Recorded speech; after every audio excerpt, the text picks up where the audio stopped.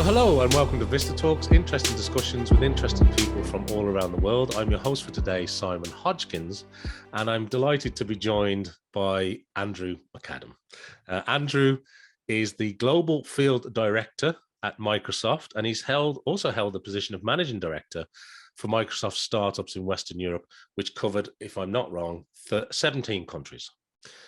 Prior to this career, I know Andrew was in Vodafone, where he headed up online sales and marketing for Vodafone. I know he holds an international MBA and a bachelor's degree in civil and structural engineering. So when it comes to international business, Andrew is doing it all. Andrew, you're very welcome to the show. Thank you very much indeed, Simon. It's great to be here. There was that intro okay? Did I get most of it in look, there? I'm blushing. I'm blushing. Very good. Very good. Thank you.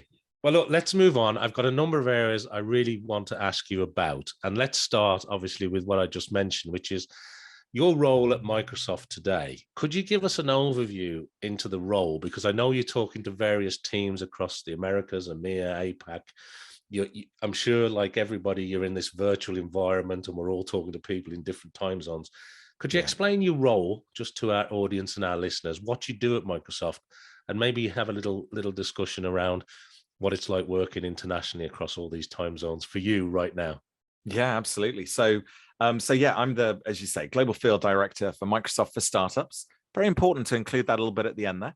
Yeah. So specifically focused on really enabling startup success in all the different ecosystems around the world. You might have seen it, you might not, but a few weeks ago we did a public preview. I'm saying it very quietly because we're not going out too broadly just yet. But we did a new preview of what's called Founders Hub. Founders Hub is a new mechanism by which any startup that identifies as a startup, as a founder, can now apply to get support from the Microsoft for Startups program. And this was a massive shift in our strategy, Simon, because historically, Microsoft for Startups was in place to help with businesses that were less than 7 years old, B2B, cloud backend, and seed Series A. So a little bit later stage, with a very specific focus in the B2B space. And that really all came about because good old Microsoft, lots of customers, we could give them access to those customers and really enable their scale and growth. Essentially, Founders Hub has now come along. And what this enables us to do is really democratize access to the platform, which means we've gone early stage, which is great. We've gone to the point now where MVP ideation, all good, come and apply to the program. And my role is really about helping all of the regional teams in Microsoft, the main entity, the sales and marketing behemoth that it is, really understand about the value that we're trying to create for these startups and how it's valuable to them in the sales and marketing teams as well. I sort of, in the past I love Venn diagrams. I think you and I both, I think in threes so often. And I sort of said, we've got Microsoft as a company, we've got these amazing partners, and we've got all these customers. And the idea is we want to put the startups right in the middle of that to enable them to get access to all of these ecosystems to enable them to scale and grow. And I'm privileged to say that really is the role of myself and my team. It's really about enabling that to happen. And so you are really at the very start of business formation. You're back. You mentioned the MPV stage where you're right there at the beginning of the idea, and it's probably a bit of a change for Microsoft, sort of moving that a little bit earlier in the process. Absolutely. And tell me, just in terms of the international aspect of it, then, just what sort of regions and countries, where are you finding you're spending most of your time? Yeah, it's fascinating. So the interesting thing for me is obviously the situation, as we now call it, that we found ourselves in for the last sort of 18 months, almost 2 years. And during that time, you highlighted the point. I was managing director for parts of Europe. It was France, UK, Germany. I can do the party piece. Austria, Belgium, Denmark, Finland, Ireland, Italy, Netherlands, Norway, Portugal, Spain, Sweden, Switzerland, France, UK, Germany. And then I also picked up a lot of Central Eastern Europe as well. So it was actually, in the end, it was over 29 countries. And it was interesting because culturally, there are huge, as you well know, there are huge differences, even within Europe. But during the last 2 years, I've also now been given the opportunity to head the global team. So I now have teams that are based in South America and North America, obviously across the whole of Europe, India, China, and then the whole of APAC as well. So my remit now is very much, I still hold responsibility for elements around Europe at the moment.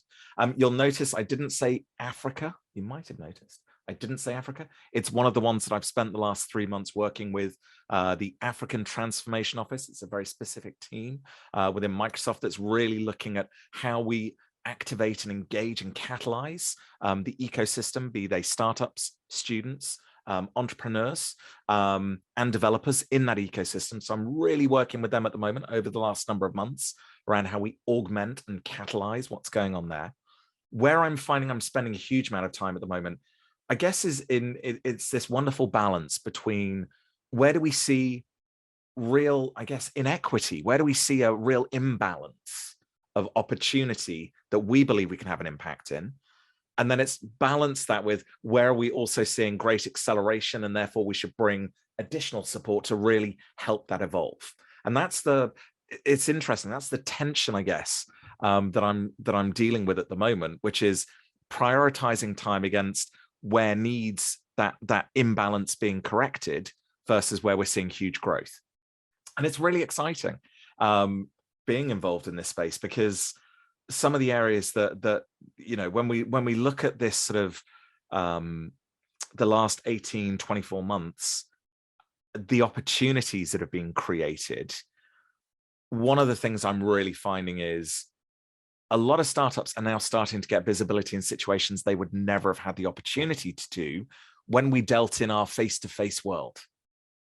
The fact that we're now moving into this and we're in this video world, this Teams.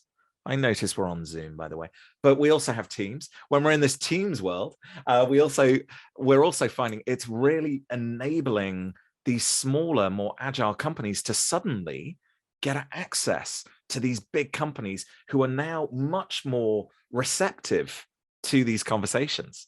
So one of the things that we're trying to do, and where I spend a huge amount of energy, is what can we do to enable these, to accelerate these connections and give visibility to these tiny companies that are having truly transformational changes to the organizations they engage with. Thank you, Andrew. It's fascinating to hear your comments, particularly around Africa, the continent, because in the localization space, there's actually an event coming up early in the new year, Localization World Africa, which is the first time they've actually hosted one of these sort of industry events in that area. It's typically US and across Europe. And for the same sort of reasons that you're discussing, there's an awful lot of opportunity and an awful lot of learning to be done throughout Africa. So I'm very interested to see how Microsoft develops there. And also, I wanted to ask you, in terms of that role then, because you're interacting on a daily basis with a lot of startups globally, and each, as you say, each culture in each country has its own sort of way of doing things, and there's different ways that you need to interface with. What are you finding some of the biggest challenges are in your role from dealing with that? You know, because you're trying to sort of connect these startups with innovative companies all around the world. Yeah. Like what are the main challenges you're coming up with? Is it regional specific? Are there common themes running through when you look at the challenges? Yeah, it's a really interesting question, Simon, because I as you can tell, I like to read a little bit, and these are the books that make it on the bookshelf, as it were. So I tend to read a lot on an e-reader rather than physically, because it's more convenient. But one I just actually bought recently, which is really interesting, it's called The Culture Map, which I don't know if you've seen it, but it's really interesting because a lot of it talks about, it's like this idea of what we communicate versus what's understood. It's this whole concept of, we believe that we're being very articulate and very clear. I believe that I'm a well-spoken man who is able to articulate very, challenging and complex things in a succinct way. But the reality is that it still comes down to how that person interprets it. I remember someone actually saying to me once, when you're presenting and when you've got your audience in front of you, and every time you see someone nod, halve that as the number of people that are actually understanding what the hell you're talking about. So if you see half your audience is nodding, only half of them actually really understand what you're talking about. And I think that is really interesting. I think it's a great insight into, no matter how good we think we are at articulating things, there's still, it's subjective. It's a translation that comes through. So I think that's one of the big challenges that we all face. I think when it comes to making the connections, one of the things obviously is we're Microsoft. So we work with some of the biggest companies on the planet. And one of the things that we all know, there's been that globalization, that scary word that raises hackles for many people. But there's also that localization of these global companies. But a lot of them still like to try and bring the values and the ethos of that larger multinational into these local areas as well, whilst balancing it. But what's interesting about that is when it comes to engaging startups, because we and you know, I used to be an evangelist as well, Simon. So I used to get people really excited about the opportunity of what technology could do. And when it comes to startups, they have this amazing ability to get people really, like, even just the aura now around startup. You work with startups, it's really interesting. And what happens is we get a lot of people that the tire kickers within these large organizations. They go, I've heard that we should be speaking to startups. Show me some startups. And they're not really approaching it from the perspective of these are clear problems that we've identified and that we need to solve. Which, and I know this, look, this is not prepared, by the way. I have 3 books on my desk at the moment, but this is the next book, Simon. The Mum Test. I don't know if you've seen this. It's by a guy called Rob Fitzpatrick. I think I've actually emailed him now to say he should give me royalties because I promote this book everywhere. But what the Mum Test talks about is removing compliments, fluff, and future thinking from the way that you solve for customers. You actually understand what problems they have, and most importantly, how they're solving them at the moment. Because that then gives you the insight into this solution that you're developing. Is it actually something that they're going to pay for, that they're going to use, that the pain of implementing that is less than the pain of using what they have at the moment? And that is what I would say is when working with some of these incredible big companies that want to adopt these really exciting startups, challenging them around some of these areas, really helping them understand before we bring in, because one of the most valuable commodities for startups is their time. I really reinforce this. It's like they can't always control their revenue. They can't always control their funding, but they can always control their time. So spending time with customers has to be for a very clear purpose. So I challenge the customers before we make that engagement. Look, that's brilliant. The Culture Map book I'm familiar with, The Mom Test. Have I got the name right? The Mom Test? Rob Fitzpatrick, the mom. I think he's Australian or English, but he spells it like an American. Just, I guess it's the audience he's going after. We won't hold it against That's definitely made my holiday reading list. Then it comes. And the great news, just for you, Simon, it's only 120 pages as well. Brilliant. So it won't even better. Well, listen, Andrew, that's fascinating, and it's interesting because we've had a lot of discussions about startups. And then you sort of end up at, you start with a startup and people working in their garages and their spare rooms. And before you know it, some of them actually become this, in inverted commas, unicorns, decacorns, and that's where you end up at. So it's a long conversation that runs through, but it's very interesting that a lot of the very large organizations that we work with, and, we tend to focus very much in the very, fast moving, high growth, big global companies and brands. But a lot of them had very humble beginnings and very simple starting positions. So it's really you can plot a line through it. The question I've got for you, because you mentioned I know you spent a while actually. I know you mentioned there about the technology evangelism, and you were a technology evangelist. I know that, and I wanted to ask you though, you've got this approach now where you're sort of scaling through, from VC, GSI, accelerators, incubators, and these are all sort of augmenting this wider Microsoft program. So maybe could you just unpack for me a little bit how you sort of scale through that, because each one of those are quite different in their own sort of sense and terms. And you've got people who are doing a bit of self-funding. You've got the VC. You mentioned the MVP stage of things, and that's kind of changed a little bit. People maybe not coming to it with a fully formed concept as they had to do years ago to get some funding. And then in each country, whether it's Africa or Europe or here in Ireland, the levels of funding are very different, and some have funding gaps, and it's not an equal playing field. You look at the Valley, of course, and there's been one or two particular ways of doing things. You see this huge growth in angel funding and investment. You see people who've made some money and decide they want to get in sort of private investments, and you've got early investors, right, who get in right at the start before the company sort of really has any tangible revenues. So yeah, it would be really interesting to understand how you sort of approach that landscape, because it's a roller coaster of a landscape for the startup world, right? absolutely. And do you know what, Simon, what's really interesting as well is even then when you add the risk profile into that as well, as in when I look at Ireland, and I've lived in Ireland, I love this country, I've been here 20 years now.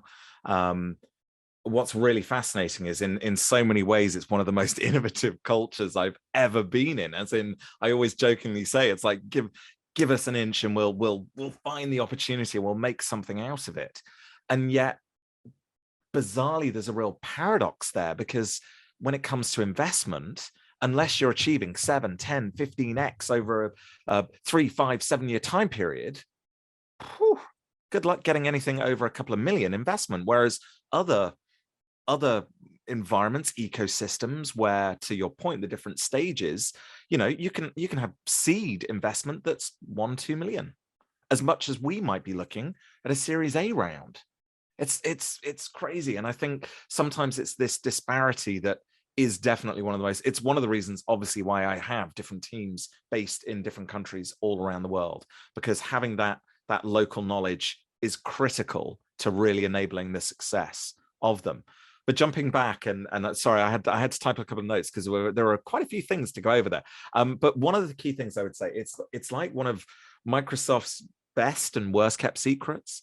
Microsoft as an organization, one of the things I didn't realize, I kind of realized as I joined, and it was a great motivator for me, was the size of the partner ecosystem.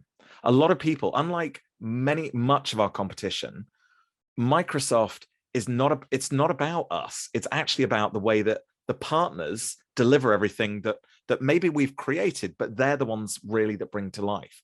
And you mentioned the GSIs, the global system integrators, are a great example of, they're the ones that ultimately take it and they architect and they integrate into all of those disparate systems. They're the ones that bring Microsoft solutions to life for customers. So when it comes to, so as I say, the big secret is so much of our success is predicated on this incredible partner ecosystem.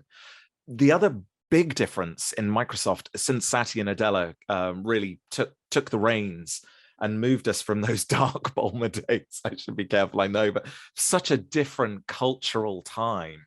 And what's really interesting, and the book is up there, Hit Refresh, is his approach to all of this. And there's another one up there as well called Growth Mindset by Carol Dweck. And he really brought this growth mindset. He didn't just talk about it, but he initiated it. And the biggest thing about it is Microsoft, I think, historically would have been the know-it-all. We had all the answers.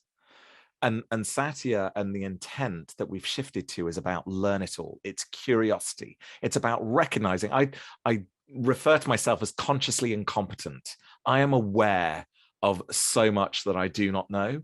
And that's why I turn to partners to be able to enable that.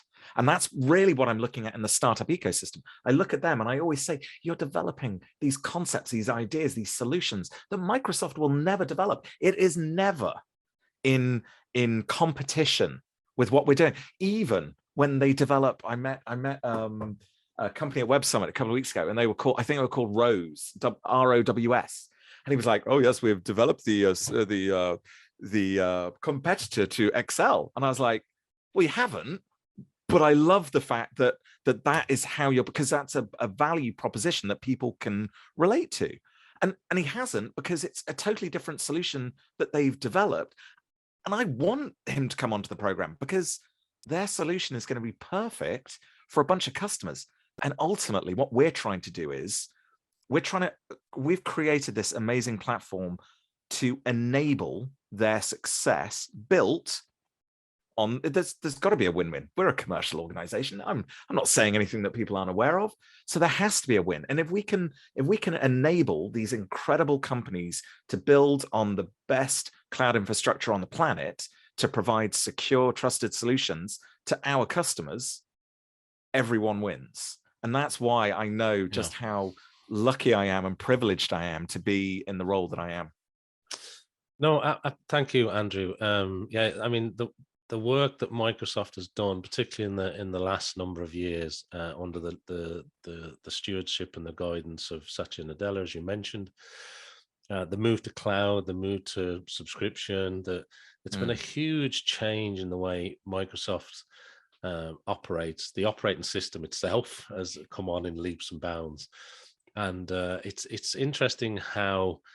If you look back, you mentioned the Barmer days, and even prior to that, the sort of ebbs and flows of Microsoft. It's very much seen as the cool kid on the block again. In my humble perception, it's doing an awful lot right, and it's very tricky for a large global giant that Microsoft is to get that right. And sometimes it does work out, and sometimes it doesn't work out. I'm not going to bring up the ins and outs of, say, Windows Mobile or something like that, but right now the strategy, not being afraid to cut it, though. I think that was one of the right. Maybe it could have happened sooner, but exactly. Exactly. Yeah. And I love the fact that you have this large ecosystem around the world that you can pull on, this partner sort of global approach to things. But I wanted to ask an important point just leading on from that, because we've talked a lot now about startups in each country, cultures, people understanding how they take their message into various countries. Yeah. But there's another sort of segment of startups which are sort of the underrepresented founders.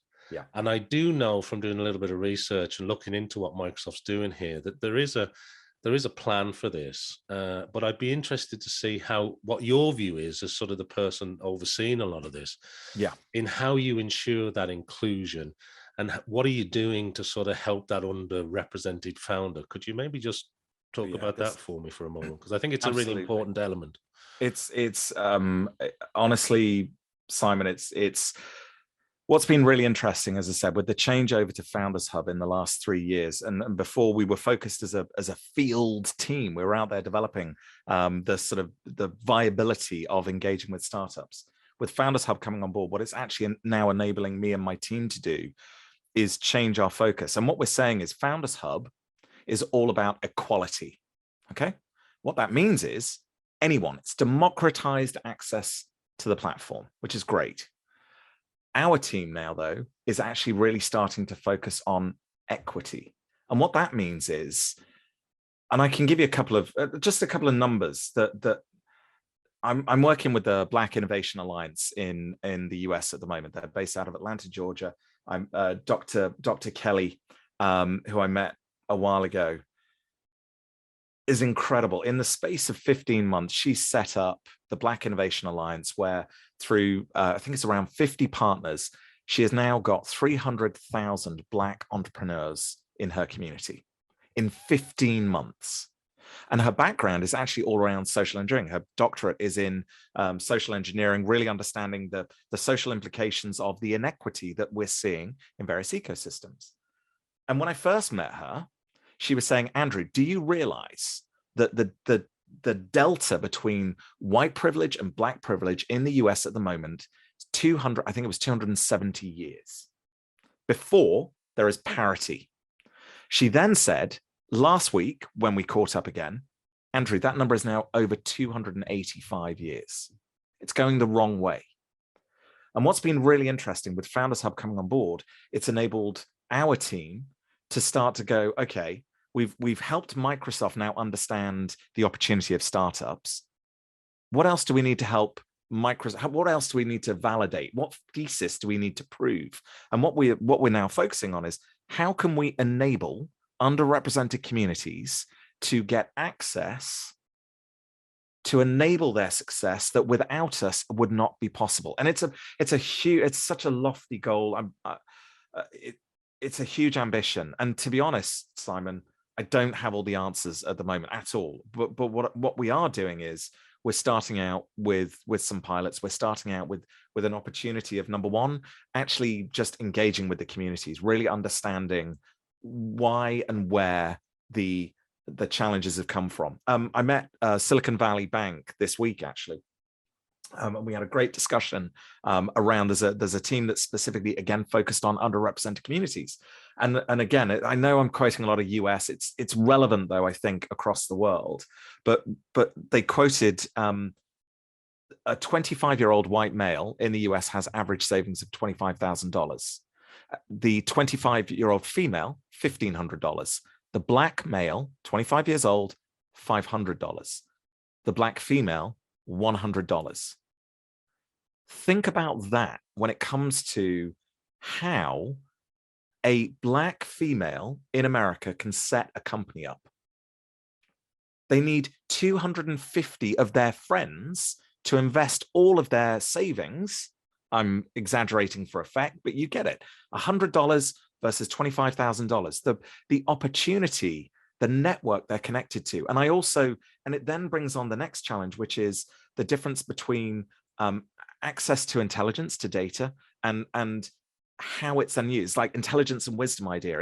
It's like we can inform everyone around how it might be possible to get access to better funding. But then you've still got the next thing, which is helping them understand how they then leverage that, how they develop their business. And this is really what we're going through at the moment. We're looking for partnerships. We're looking for people that are engaged in these communities to build up our own knowledge, to help us understand how we can provide. And we're talking about manufacturing privilege. We're talking about what can we do to accelerate against the beyond inequality, the inequity that we're seeing at the moment for these underrepresented communities, to enable a fundamental shift so that we get the startup ecosystem to become more reflective of the diversity in the world in which we live.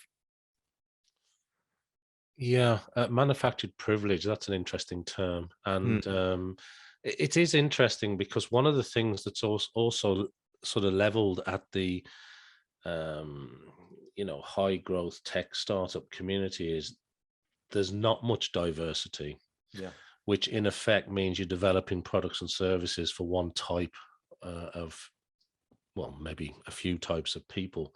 But it's not a broad approach. It's not looking at other cultures. And I mean, it's so interesting to see what you're doing with underrepresented founders. Some of the stats that you mentioned there are just phenomenal. Growth, was it 15 months? I mean, that's incredible. And Microsoft actively looking for groups and associations like this right now. That's exactly it. And as I said already, partnership is like fundamental to everything that we're doing. So if people are listening to this, if there's an opportunity, then please, very good. We're really actively working. And it's interesting as well what you just said a second ago, because there's a lot of research and a lot that we've done internally, but a lot available generally at the moment around unconscious bias and how that comes into the way. And literally every talk I go to, I talk about how to build an inclusive team.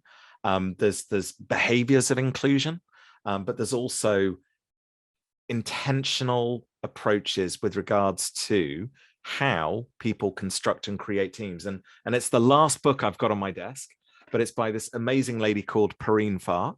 Perrine is, it's called Inclusion, the Ultimate Secret for an Organization's Success. And literally you'll see all I've done throughout this whole book. There's just so much in here that she's highlighted. But one of the key things she talks about is it's proven, factually proven, that female founders, they accelerate the actual growth potential tends to be higher. The innovation tends to be greater. All of these elements that we think about when it comes to successful business is exemplified by being more inclusive in the way that we build teams. And I think it's the more awareness that we create around this, the better it's going to be. Yeah, I find this area particularly relevant. I was talking to a lady recently who looks after marketing the country of Sweden. Ruth Dollar Visits Sweden. We did an episode with Ruth, and it was just interesting. She was talking about unconscious bias, even in the school educational system. where they've got sort of teams of people at a governmental level that are trying to remove this sort of bias that is there today. Even today, it's still there. And the reason why it's of really, I think, fundamental importance that we do have underrepresented founders and that we do have diversity and inclusion and we have multiple cultural aspects is because as the AI and the machines take over, if you're feeding this stuff in, the bias is built in from day one. Absolutely. And the data sets for non-biased information, I think, leave a lot to be desired. I don't want to get on a soapbox about it, but it's really encouraging to see the work that you're doing here, Andrew. Thank you. No, and as I'm not even going to take credit for it. There is so much intentionality in Microsoft across so many teams at the moment around how Brad Smith has actually spoken about this a lot. He's now moving into his sustainable world and social impact. But fundamentally, he was so focused on ensuring, and we talk about augmenting rather than replacing, how AI, because it's augmenting so much of what we do, if we don't ensure that's engineered out from the start, if we don't ensure there is inclusion, we are literally, as you said, Simon, setting ourselves up for we're just reinforcing the bias. Yeah, absolutely, 100%. Okay, so thank you, Andrew. Fascinating, important points there. And of course, anybody who is looking at those sort of underrepresented founder type situations should certainly get in touch with Microsoft from the sound of it. There's an awful lot of work we can do there. I wanted to ask you, though, we can't sort of not talk about the pandemic.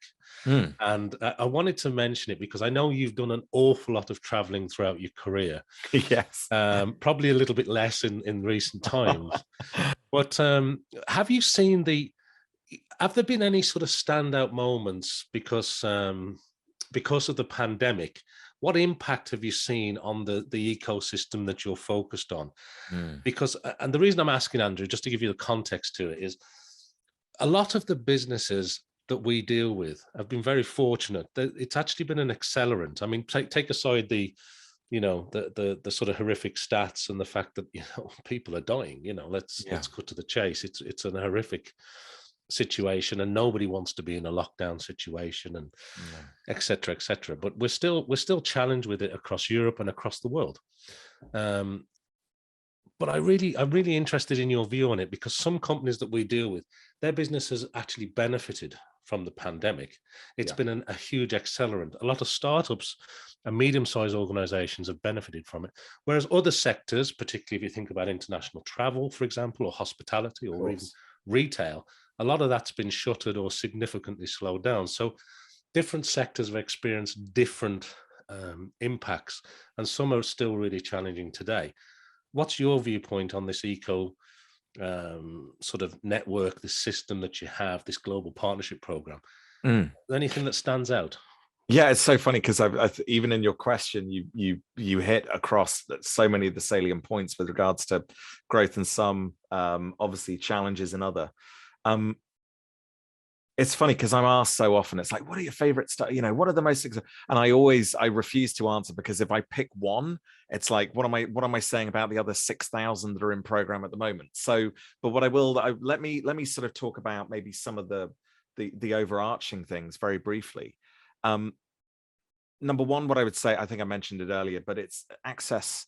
It's increased the opportunity of access because there's no longer this need to be face to face. So that in and of itself has been an amazing opportunity. The other thing that I found is now that I won't even say coming out, because we know we're not, as you just said, there are still challenges that everyone's facing. But what's been really interesting is the amount of investment that is being made available now, the amount of capital that is liquid at the moment. I traveled for the first time in 20 months. And this is as you said, Simon, I traveled, my worst week was 4 countries in 4 days. And I would do that often enough that it was pretty painful. So I went to Web Summit a couple of weeks ago in Lisbon. First time in 20 months I've traveled. It was exhausting. I have to say that all of that physical interaction and emotional engagement was a little bit different from this. But one of the things that became really clear as well was just the sheer amount of investment that's available now. And I don't know whether I'm literally still working through whether this is good or whether it's actually going to create more problems. Because I also saw that the metrics that sometimes we'd become a lot more stringent on were loosening again. Are we overheating? It's a question that I'm asking at the moment, and I'm starting to build up more knowledge on. So it's pro and con on that one. The one thing though that really does stand out to me, I was on a panel, and we were talking about, give some shining light was essentially the question. And someone said, and I thought this was such a great insight. This is the first time since pretty much the Second World War where there has been a period of pure innovation, pure focus on research and solving problems that affect the entire world. And what came back, what they said was that the only other time that we've seen that was the likes of the Manhattan Project. And what they said was, and it wasn't the work that was done just in that period of time, it was the following 10 years that what came out of it that was so important.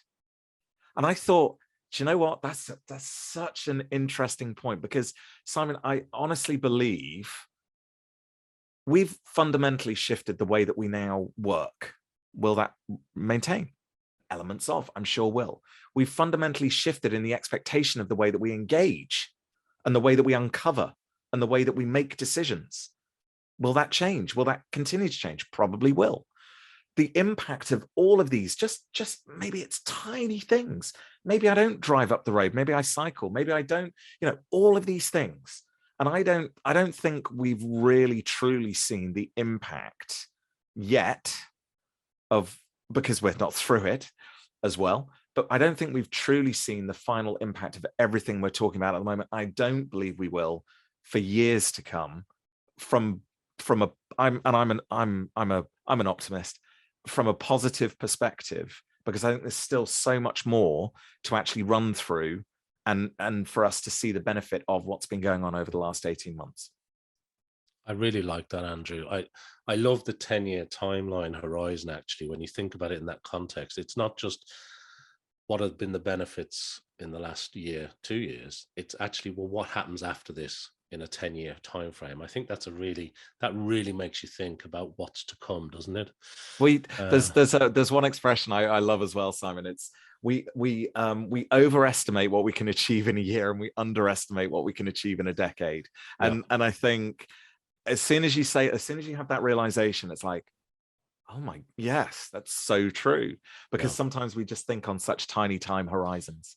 And I think particularly in your world, like I can remember a time in say California where the VC wouldn't invest in the startup if they couldn't drive to their office. Like that was actually said. It was. No, I'm not investing because it's too far away. And now that sort of time travel boundary has been removed for a lot of startups. They can take the more cost effective part of the world to work out of, and it's really helped from that perspective. Absolutely. And we've everything from bull and bear cycles and rising inflation and crypto assets and blockchain, and we've got all NFTs, that stuff going on. They're always fun as well, aren't they? Exactly. So there's an awful lot going on. But listen, there's a couple of things I wanted to ask. I know we've covered an awful lot of ground, Andrew. But before we sort of start to head to wind up our discussion here today, there's a couple of important things I want to ask you. And I want to go back, if I can. We mentioned at the top of the discussion about your prior role to the role you're in now, because I know you were the Western Europe Managing Director for startups. But as part of that, if I'm not mistaken, you had to basically build and execute the startup engagement strategy, correct? Yeah. For the region. And you obviously were working with lots of Microsoft subsidiaries in that area. I'm just interested, could you maybe, for somebody that's had to build and execute from that starting point, could you maybe talk a little bit about how you went about that? Because that's a huge undertaking.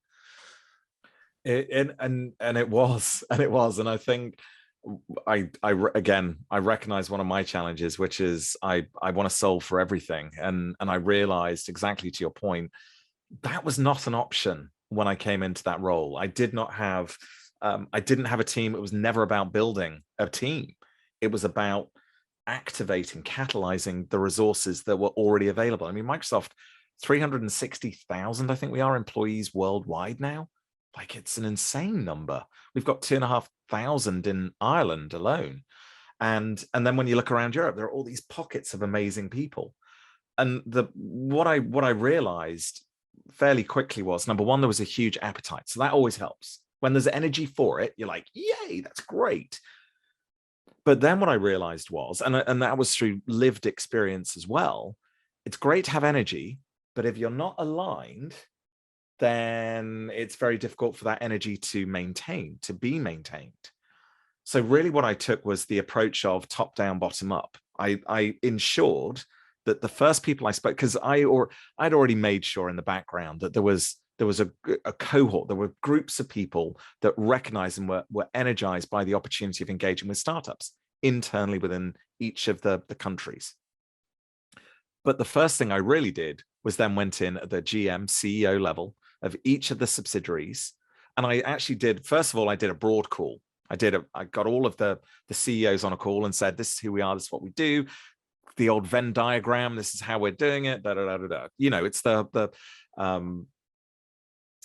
Seth Godin, Persuade versus Convince. A lovely little anecdote from about 7 years ago on his blog. Gave them the facts, figures, and numbers, helped them understand why the logic of doing it, but then also connected with a number of them on the call based on the questions they asked. So made that emotional connection. Logic is great, but without the emotion, no action is actually implemented. So then what I did was went to the countries where there had been that energy, sat down with them, got their leadership team, and really challenged all of them around why. I love Simon Sinek. Start with why. Why was it important? I then essentially, unintentionally, unaware, unconsciously used the mum test. Hadn't read it at the time, but tried to understand what problems we were solving for them. Why was that important? How had they gone about that before? What had worked? What had failed? Really built up that understanding.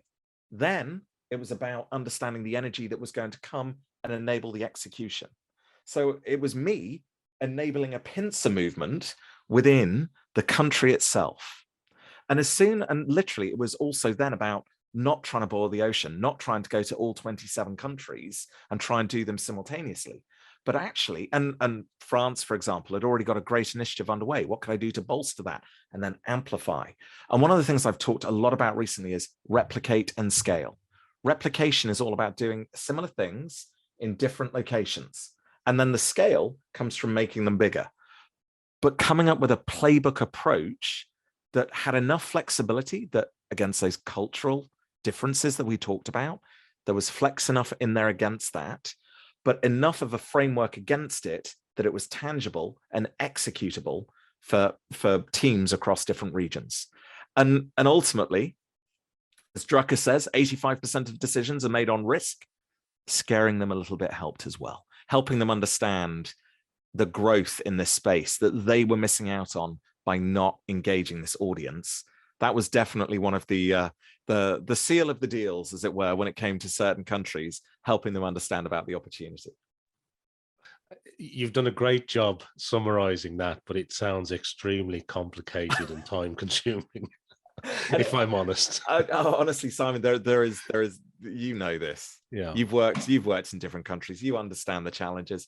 Yeah. I did a stakeholder map at one point, and I realized that I had somewhere in the region of 26 stakeholders in each country that I was actually working. And that's not even with the regional overlay and then the corporate overlay that comes with that as well. And you know how Microsoft loves their acronyms. It was scary. Yeah. To say the least. Well, look, it's great. And before we wrap up, I wanted to just squeeze in one more question, if I can, Andrew, if you don't mind, because of course. It's really, my question is this, and it's a bit about the future, of course. But for many startups and businesses, whether they're small, medium, or large entities, businesses don't, for many years, they don't just think about the local markets anymore. They have this growing ability to almost think globally from day one, right? for lots of reasons, technology being one of them. You can do business now in many different countries around the world. You can start off in maybe one country, expand to another, and the internet, to some degree, doesn't really see boundaries. It's a global platform in the main. And I'm interested to know. You mentioned Microsoft Teams and Zoom earlier, and like Teams, it's sort of reminding me to ask you about the metaverse, because we all know Facebook and Meta, and the little demos that are going on and the worlds of avatars. And then I saw an interesting article from Microsoft that came out saying, well, actually, we do this on Teams, guys. And Teams is sort of the de facto platform internally within our organization. And we have used it for some events as well. But I'm just interested in your view about this changing landscape as we sort of, you mentioned NFTs and the world of blockchain and the metaverse, and as all these things are developing and how they impact your world right now in Microsoft, how do you see the role developing from a technology communication landscape?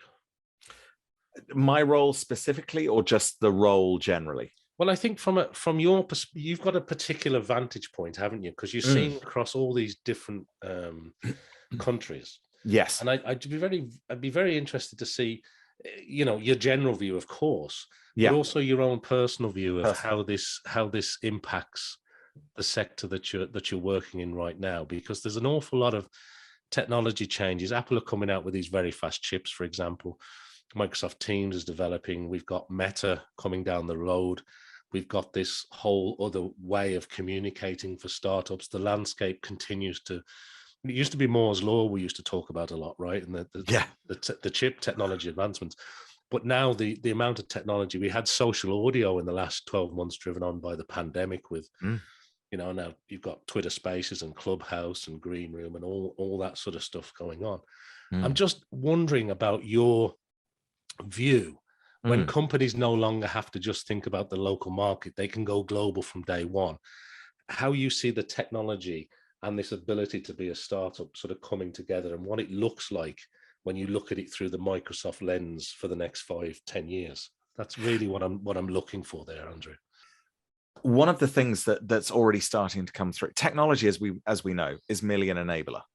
It's it's not the end in and of itself. Meta suggests that maybe actually that's changing a little bit. Interesting enough, from a digital interaction point of view, we've had HoloLens for years, like the whole idea of augmented, how do you get a digital overlay in the physical world? So without a doubt, we've been thinking about and looking at this, and you mentioned Teams and the capability in there and the avatars and all that fun stuff. What's interesting though is there's a couple of, we talked earlier on about culture. And culture is going to be one of the things. Like there's a fear at the moment of losing cultures because of the spread of technology and the how available certain things are and how influenced people are. So what's going to be really interesting is culture from the perspective of how it's going to be adopted, how it's going to be used. There's still so much none of us really can even start to understand around what could actually happen. But I guess what I am excited about is the ability now for the smallest companies in the world to access similar size audiences, similar size tech, or the similar functionality of technology, the similar amount maybe even of resourcing and funding of some of the biggest companies on the planet is what we're practically there right now.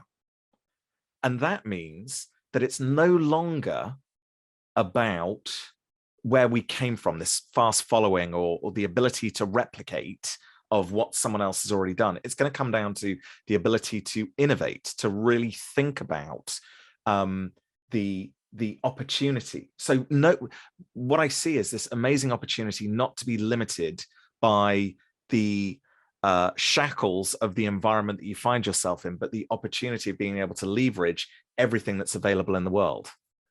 However, all that said and done, the only way that that's going to happen is, again, what we talked about earlier, which is how we start to focus on equity, how we actually focus on starting to enable the visibility, the awareness, and the opportunity to everyone to access this, not passively, but actively.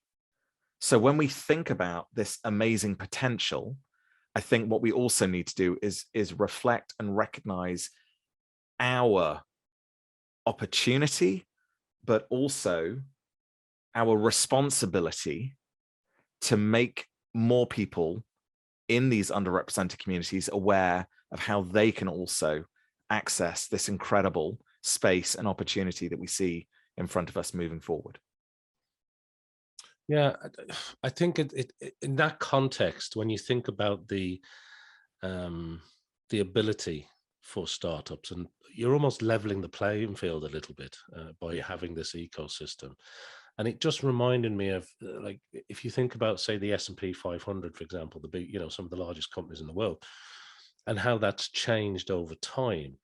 And, the companies that are going to be the big players in 10, 15, 20 years time, the people that are going to be on those FTSE 100, S&P 500 type lists are the very companies that you're talking to today.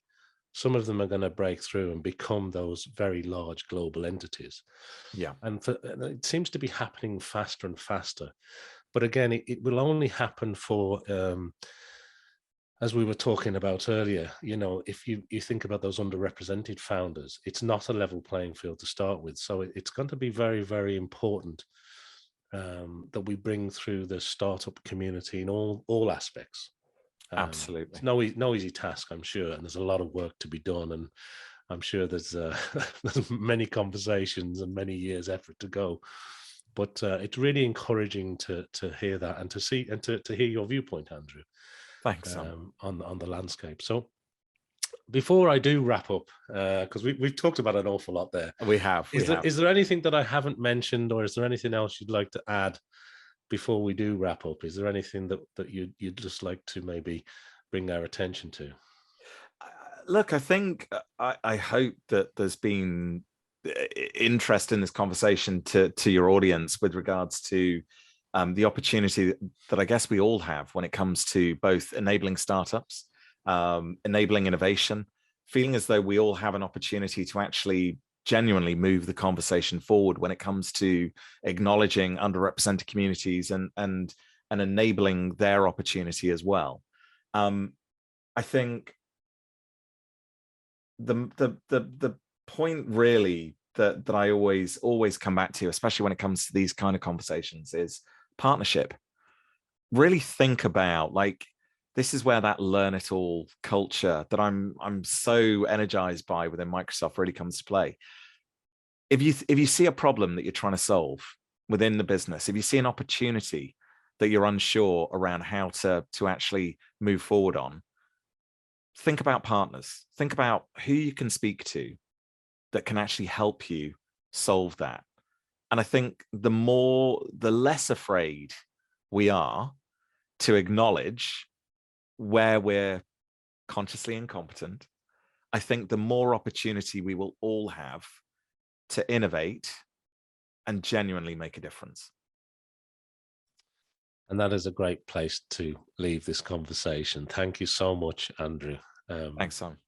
It's been an absolute pleasure to hear your viewpoints, and continued success with everything that you're doing, of course. Thank you very much indeed. Well, look, that's the end of today's show here with Andrew Macadam. Please make sure to tune in again to see and or listen to the next VistaTalks show. Once again, we'll be discussing more interesting topics with interesting people from all around the world. Thank you, Andrew. Thanks, Simon.